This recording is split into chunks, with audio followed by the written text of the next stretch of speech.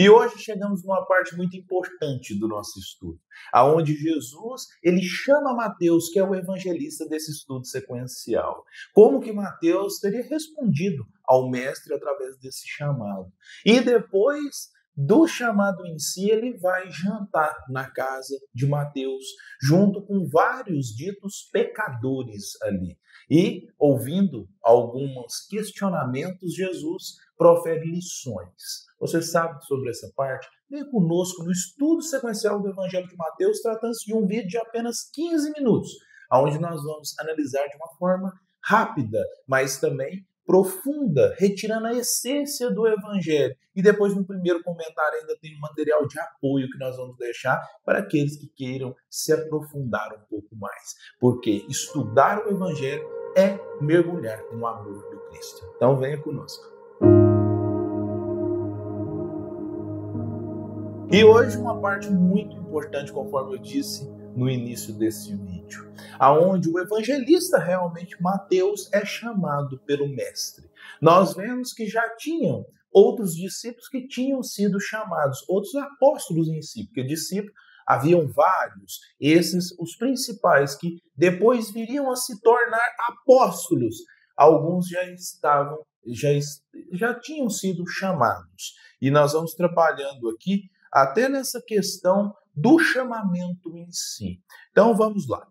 Jesus realmente, partindo dali, ou seja, depois da cura do paralítico que nós vimos no vídeo anterior, quem não viu o vídeo anterior, quem não conhece ainda esse estudo, não saia daqui. Fica aqui, veja esse vídeo, depois você vai lá e coloca em dia. Apesar de ser um estudo sequencial, você vai entender essa passagem, depois você vai voltar e colocar em dia. Então fica aqui conosco, assista, depois você coloca em dia o Evangelho.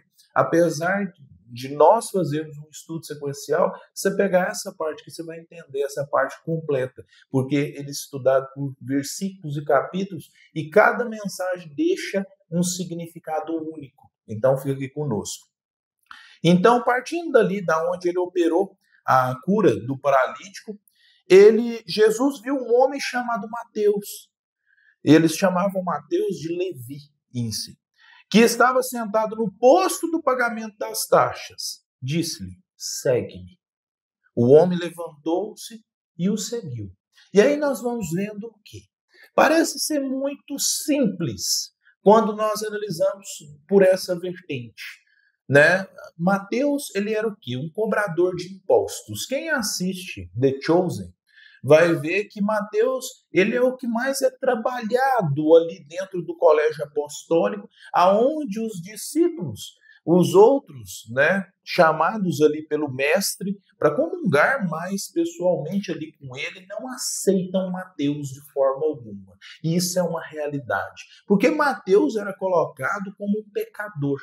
E nós vamos trabalhar aqui quais seriam esses pecadores, porque Jesus, depois desse chamamento de Mateus, ele vai jantar na casa de Mateus. E havia ali outros pecadores em si. Mas quem eram esses pecadores? O que seria realmente esse pecado que eles teriam feito em si? E nós vamos vendo que isso deve ser trabalhado conforme nós estamos fazendo aqui no nosso estudo sequencial, que é você retirar do texto aquilo que é essencial para você ter um entendimento ainda maior. Parece ser curto, realmente é curto aqui sobre o chamamento de Mateus, mas tem um significado muito grande. Porque se nós formos olhar sobre um ponto de vista, Mateus, ele era cobrador de impostos e ele gozava de uma certa regalia ali. Ele tinha dinheiro, ele tinha uma casa, ele tinha realmente um status ali junto às pessoas que dominavam os judeus. Então, o que acontece? Ele era odiado por todo o povo ali que era oprimido, porque ele era a figura realmente que pegava os proventos dele e arrecadava os impostos, repassando para o império. E isso é muito bem trabalhado, porque isso traz em nós o primeiro ponto. Jesus, ele não veio para um povo. Jesus, ele veio para quem? Para toda a humanidade. Ele não veio para um povo escolhido. Ele veio realmente para uma universalidade. Ele não trouxe uma religião. Ele trouxe uma doutrina de vida, aonde você, se você estudar o evangelho, você vai ver que não é pautado, exceto alguns relatos, algumas coisas que as pessoas tentam encaixar para dizer, está amparada nessa ou naquela religião. Não. Se você pegar o texto, a essência, principalmente no Sermão da Montanha, quem não viu ainda, depois vai lá e veja a questão do nosso estudo, e estude o Sermão da Montanha, você vai ver que ele é universal, ele realmente não é uma utopia, ele colocando bases e aonde Jesus ampara realmente aquilo que ele veio trazer, que foi um reino diferente, um reino calcado no seu interior. Ele não é um reino externo, aonde você simplesmente vai depois da morte. Não, ele é um reino interno. Você, para encontrar Deus, você tem que se interiorizar e se melhorar gradativamente. Não é tratado de um ponto de vista religioso. Isso é muito importante para nós quando nós vamos falar de Mateus. Mateus aqui era julgado um pecador, um pecador supremo ali que aniquilava as pessoas que realmente cobravam os impostos. E ele é chamado pelo mestre. E aí nós vamos achando assim. E ele rapidamente ele responde e levanta e segue o mestre. Ele deixa tudo para trás. Tudo aquilo que ele tinha de regalia simplesmente para seguir o mestre. É trabalhado muito bem disso. A pessoa tem que ter a consciência. Onde está a lei de Deus? Na nossa consciência. E todos nós, de um ponto de vista de reencarnação, aonde nós estamos aqui, intimamente dentro de nós, nós sabemos a missão que nós viemos cumprir. Aquilo que realmente nós nos comprometemos no mundo espiritual para vir cumprir. E Mateus sabia disso. Então não foi algo simples. Ele não simplesmente não era Jesus passando ali e disse assim, segue-me. E a pessoa seguiu do nada. Não. Mateus tinha sim uma vocação. Ele já tinha vindo preparado para isso. E ele entendeu o chamado. E prontificou-se e colocou-se realmente a ele. E é o nosso evangelista. Trabalhando em cima disso, nós vemos que esse chamado, e aí depois o texto trabalha o segundo ponto.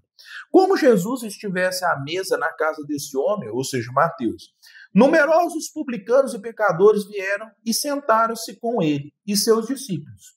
Vendo isso, os fariseus disseram aos discípulos, por que come vosso mestre com os publicanos e com os pecadores? Olha esse ponto. Esse ponto é muito importante. Por quê? Jesus faz além. Jesus, ele não apenas chama Mateus, ele vai além. Ele vai na casa dele para comer, porque Mateus, aí aprofundando um pouco nos relatos, Mateus teria ficado tão emocionado que ele fez uma festa em si para receber realmente esse chamado. Mas isso daí o texto não trabalha muito bem disso. Só fala que Jesus foi ali jantar. Esse comungar de Jesus com todos é muito importante. Nós queremos fazer a caridade sem realmente viver a vida do outro. Isso é importante nós retirarmos do texto. Jesus, ele não simplesmente chamava a pessoa, ele comungava da vida da pessoa, ele ia à casa dele, ele sentava à mesa com eles. E esses ditos pecadores em si, ele sentou ali com eles. E os fariseus vendo isso, não apenas os fariseus, mas todos aqueles que seguiam, possivelmente Marta, no Evangelho Redivivo, trabalha muito em cima de um estudo, que o estudo vai ficar no primeiro comentário que nós vamos colocar, vai ter esse material de apoio onde você pode se aprofundar um pouco mais, vai ter os textos, querendo, né? Você vai lá e se aprofunda. Você vai ver que realmente eles vieram lá já da cura do paralítico. Então, possivelmente, eles estavam seguindo o mestre para achar outras coisas para o acusar. Então, eles ficaram ali e já questionaram os discípulos. Quem eram esses discípulos? Nós vamos trabalhando em si que os discípulos que estavam ali que já haviam sido chamados, que eram aqueles que já estavam no caminho. Nós temos Pedro, João, Tiago e André, Natanael, Filipe e o Mateus em si, os seus antigos amigos. Então, o que acontece? Esses daí já estavam no colégio apostólico, já estavam ali. Possivelmente foram para eles que os fariseus questionaram assim. E nós vamos vendo que Jesus, aos poucos, ele vai ali em Cafarnaum, que era onde ele estabeleceu o seu colégio apostólico, ele vai chamando esses discípulos. Primeiro passou lá, né, na questão de Pedro, o João, o Tiago e André, e aí depois, vindos, né, ali do precursor em si, que é João Batista, veio Natanael e Filipe em si. E tinha outros também seguidores de João Batista. O que nós trabalhamos já aqui nesse estudo é que Jesus ele não tinha apenas 12 discípulos, ele tinha vários discípulos, ele tinha 12 apóstolos, que foram aqueles que realmente trabalhavam a figura do Cristo, que o precederam, que realmente tinham a sua autoridade, mas discípulos eles tinham muitos. E aí, o que acontece? Trabalhando ali, nós devemos trabalhar a questão dos pecadores. O que seriam esses pecadores? E nós vamos trabalhar aqui em Chaplin, Rousseau Norman, que está citado lá no Evangelho de Vivo, fala assim: pecadores eram os que não frequentavam sinagogas, que davam pouco valor à religião e que talvez tivessem sido expulsos das sinagogas. Era o vulgacho, cada qual com o seu vício. Em Cafarnaum, onde aconteceu o banquete, tal ocasião contaria também com a participação dos gentios. Quem eram os gentios? Eram todos aqueles que não eram judeus. Então nós vamos vendo que essa questão do pecador, ele não é aquela pessoa que matou o outro, que fez aquilo, não. Ele era todos aqueles que eram contrários à lei judia, inclusive até os gentios eram considerados pagãos e pecadores em si. Gentios eram todos aqueles povos. Nós somos aqui do Ocidente, na época nós iríamos ser considerados como gentios e pecadores em si. Então Jesus senta. E tem o segundo ponto. Jesus, ouvindo isso, respondeu-lhes. Ouvindo o quê? Realmente ele fala: por que ele janta com pecadores? Jesus responde: não são os que estão bem que precisam de médico, mas sim os doentes. Ide e aprendei o que significam essas palavras. Eu quero a misericórdia e não o sacrifício. Eu não vim chamar os justos, mas os pecadores. Isso é a grandiosidade do Evangelho. Jesus demonstrou sua autoridade moral, ser o mestre, o modelo e guia, não a um povo, conforme nós dissemos no início, mas para toda a humanidade. Ele não veio simplesmente para os judeus, ele veio para todos, e principalmente depois com as figuras de Paulo, que foi em maior número a questão dos gentios, aonde trabalhou muito sobre isso.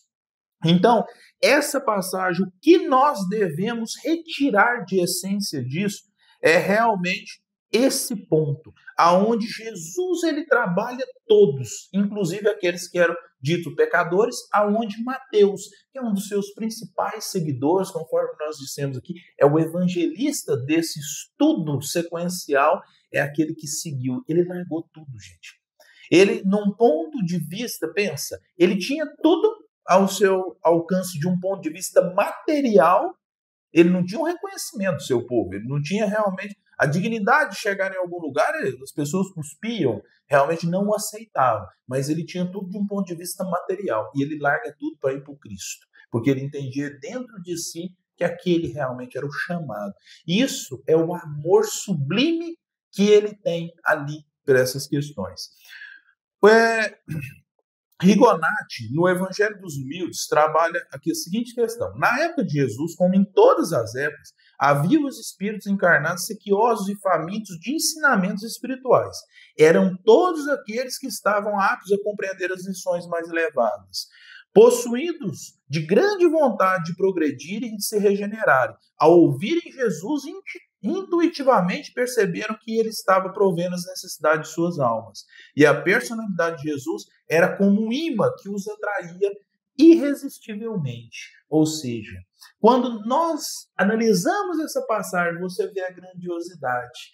Ele chama Mateus, que é o nosso evangelista desse estudo aqui, que fez uma obra grandiosa, que trabalhou ali do lado do mestre. Ele levanta, ali de uma figura de pecador, ele levanta e segue o mestre. E mais do que isso, o mestre vai comungar com ele e todos aqueles que estavam ali ditos em pecado. Eu falo ditos em pecados porque nós trabalhamos aqui a questão do pecado. Não é simplesmente o pecado conforme nós vemos. Era todos aqueles que estavam contrários aos ensinamentos daquela época, eram considerados pecadores. E Jesus fala, eu não vim realmente para os sãos, eu vim para os doentes. Eu vim para chamar. Eu trouxe o quê? Eu trouxe misericórdia. Eu trouxe a salvação. Eu trouxe os ensinos. Então, a obra de Jesus é uma obra universal. Ela trouxe para todos nós. Ela trouxe os amparos. Ela trouxe realmente o reino de Deus que está dentro de nós. E lembrando que no primeiro comentário, fixado aqui no vídeo, nós vamos colocar um material de apoio onde você pode se aprofundar um pouco mais. Mas, se você já escutou essas palavras, você já retirou e vamos continuar estudando o Evangelho. Aproveita, vá no nosso canal Neto Honor Abreu, tem outros vídeos também grandiosos para você realmente colocar sua vida em serviço do Senhor e vamos seguir cada vez mais, porque estudar o Evangelho é mergulhar nesse amor do Cristo. Se inscreva no canal, siga os outros vídeos ainda e nós estaremos reunidos no nosso próximo estudo. Então, até o próximo estudo, com a graça de Deus. Siga em paz.